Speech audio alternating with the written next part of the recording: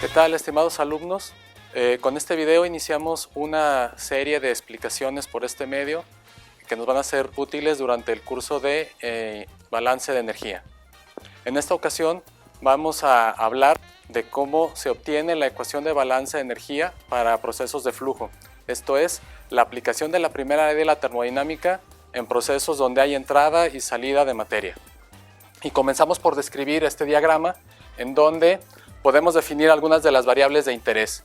Vamos a considerar un fluido moviéndose a través de un sistema formado por una tubería, un intercambiador de calor y una parte móvil que puede ser una turbina, una bomba o incluso si tratamos con un bioreactor puede ser el sistema de agitación, en donde el trabajo principal será uno que denominamos trabajo de eje.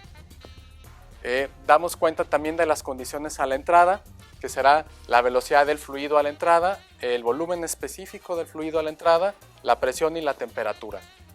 A la salida tenemos la velocidad del fluido, volumen específico, presión y temperatura.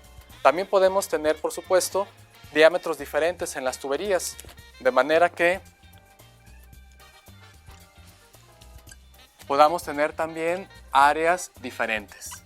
Este es el caso general. También podemos tener una salida en un nivel diferente de la entrada. Esto nos da una diferencia de posición vertical o un delta Z. Ok, una vez definidas las variables, ponemos nuestra atención en la ecuación general de balance de energía que obtenemos de la primera ley de la termodinámica. Ahora, ¿cómo calcular cada uno de esos términos? El término de tasa de cambio de la energía interna o delta U punto lo calculamos con el flujo másico y el cambio de energía interna específico que caracteriza a las condiciones de entrada y de salida del fluido U1 y U2. ¿Cómo calculamos el cambio de energía cinética? Sabemos que la energía cinética de un cuerpo de movimiento se calcula como un medio de la velocidad por la masa. Entonces, en este caso, será un medio por m punto por el delta V al cuadrado. Esto es el flujo másico por el cambio en la velocidad al cuadrado. El cambio de energía potencial, punto, se calcula con el flujo másico por G por delta Z. Sabemos que la energía potencial se calcula por mgz, entonces el delta Z me da el cambio de posición y con esto el cambio de la energía potencial. Ahora, el calor, la tasa de intercambio de calor en este dispositivo que llamamos intercambiador de calor puede ser dato o puede ser la variable que se va a calcular, pero también lo podemos calcular con el flujo másico y la cantidad de calor intercambiado por unidad de materia o el Q específico. Ahora, donde vamos a centrar un poco nuestra atención es en cómo calcular el trabajo. Sabemos que hay muchas formas de trabajo. Está el trabajo eléctrico, magnético, trabajo de expansión, etc. En este caso nos vamos a centrar en las dos formas principales de trabajo. Una de ellas es el trabajo de eje, que ya describimos un poco al inicio de este video. Es el trabajo realizado por el fluido o sobre el fluido por una parte móvil, como puede ser una propela en un tanque en agitación o el impulsor de una bomba o por una turbina. Y el otro trabajo que vamos a considerar es el trabajo de flujo. El trabajo de flujo es el que realiza el fluido al entrar al volumen de control, que es el considerado dentro de este sistema, dentro de esta tubería. Y también el realizado a la salida. La diferencia es que cuando entra el elemento de fluido, que es este cuadrito, realiza un trabajo sobre el sistema y cuando sale esa misma cantidad de fluido, realiza un trabajo sobre los alrededores. Hay que considerar que este fluido tiene que empujar al que ya está dentro del sistema, ahí realiza trabajo. En cambio, este elemento de volumen, al salir del sistema, empuja a los alrededores, ahí realiza trabajo. Entonces, son las dos principales formas de trabajo que vamos a considerar. ¿Cómo se calcula cada una de ellas? El trabajo de eje normalmente es una variable que ya se conoce cuando se conocen las especificaciones de la turbina, de la bomba o del sistema de agitación. O bien puede ser una variable que vamos a calcular al aplicar la ecuación de balance. La cuestión es cómo calcular el trabajo de flujo.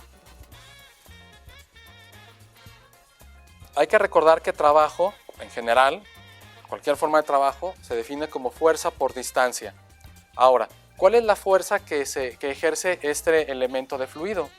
Depende de su presión y del área donde se aplica. Hay que recordar que el producto presión por área es una fuerza. Ahora, la distancia. ¿Qué distancia recorre este elemento de fluido? La vamos a calcular con la velocidad de flujo volumétrico, metros cúbicos por segundo, entre el área. Si revisamos las unidades de estas cantidades, tengo metros cúbicos por segundo entre metros cuadrados y eso me da metros sobre segundo. De tal manera que vamos a obtener metros por segundo. De este producto tenemos newtons, que es fuerza, y entonces tengo energía por unidad de tiempo. Por lo tanto, lo que estamos calculando es un trabajo de flujo punto, o sea, una tasa de realización de trabajo.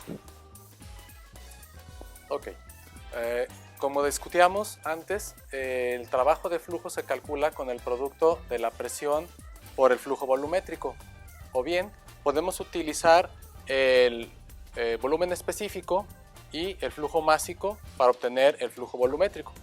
Ahora, a la entrada del sistema tenemos el producto de flujo másico por presión 1 por volumen específico 1 con signo negativo. Hay que recordar la convención que hemos adquirido respecto de los signos del trabajo. Trabajo negativo es aquel que se hace a favor del sistema. Entonces, a la entrada del sistema, el fluido realiza un trabajo a favor del sistema. Es por eso que en el primer término debe ser negativo.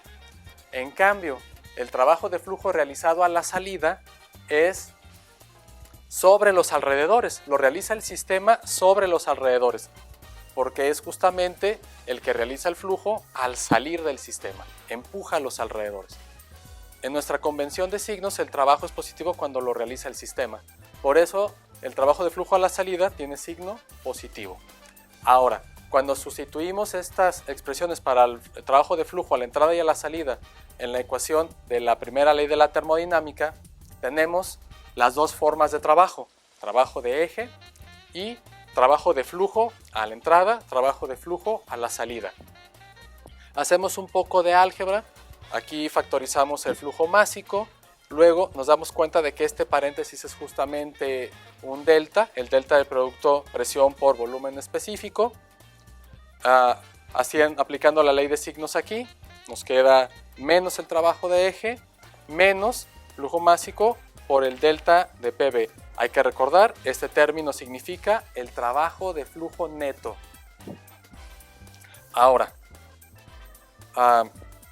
si pasamos del otro lado de la ecuación el término que involucra al trabajo de flujo, nos queda el flujo másico por el delta U más el delta de PB, más el cambio de energía cinética, más el cambio de energía potencial, igual a calor intercambiado, menos el trabajo de flecha. Hay que poner atención en este término encerrado en los corchetes. Este término se define como entalpía. Es una nueva cantidad termodinámica que vamos a definir como entalpía. Entonces, la ecuación de balance de energía en procesos de flujo quedará escrita así: flujo másico por el cambio en la entalpía específica más el cambio en la energía cinética más el cambio en la energía potencial es igual al calor intercambiado menos el trabajo de flecha o trabajo de eje.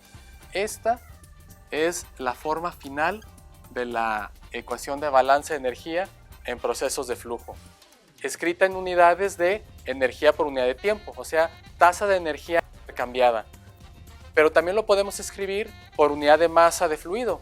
Si dividimos toda la ecuación entre el flujo másico, tendremos el cambio específico en la entalpía más el cambio específico en la energía cinética, más el cambio específico en la energía potencial, igual al calor intercambiado por unidad de masa, menos el trabajo realizado, trabajo de flecha realizado por unidad de masa. La diferencia es que la ecuación de arriba tiene unidades en cada término de joules por segundo y en la segunda ecuación de joules por cada kilogramo o por cada kilomol de materia. Bueno, pues con eso terminamos este video. Espero que haya sido de utilidad para ustedes y como siempre estaré abierto a sus preguntas. Gracias.